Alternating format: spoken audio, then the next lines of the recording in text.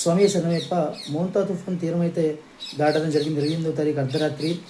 తుఫాను నుంచి ప్రజలను, ముఖ్యంగా ప్రజల ప్రాణాలను రక్షించడంలో ప్రభుత్వం లోతట్టు ప్రాంతాల్లో ఉన్న మరి పునరావాస కేంద్రాలకు తరలించడం, వాళ్ళకి అక్కడ ఆహారం కానీ, తాగునీరు కానీ ఎటువంటి ఇబ్బంది లేకుండా మెడికల్ కిట్స్ ఇవ్వడం, వాళ్ళకి నిత్యావసరాలు కానీ కొంత నగదు కానీ అందించే ప్రయత్నం చేసింది.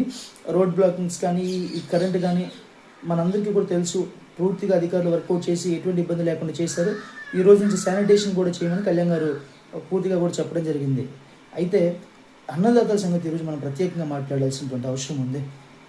ఈరోజు కోస్తా ప్రాంతంలో ముఖ్యంగా సాగవుతూ ఉన్నటువంటి వరి అది పక్వానికి వచ్చింది, గింజ వచ్చేటువంటి టైంలో ఉంది. ఇలాంటి టైంలో కురిసినటువంటి అకాల వర్షం రైతుకు తీవ్రమైనటువంటి నిరాశను మిగులుస్తూ ఉంది.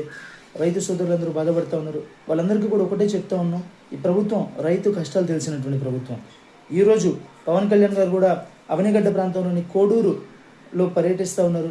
స్వయంగా ఆయన రైతుల కష్టాలను ఈరోజు తెలుసుకోబోతూ ఉన్నారు.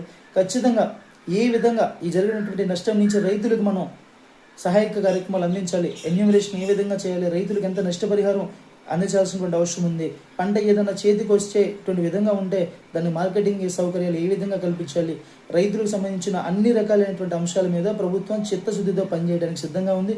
కూటమి ప్రభుత్వం, ప్రజల ప్రభుత్వం. ఏ ఒక్క రైతు కూడా అధైర్యపడవద్దు. ఖచ్చితంగా పవన్ కళ్యాణ్ గారు తోడుగా ఉంటారని చెప్పి ఈ సందర్భంగా తెలియజేస్తాను.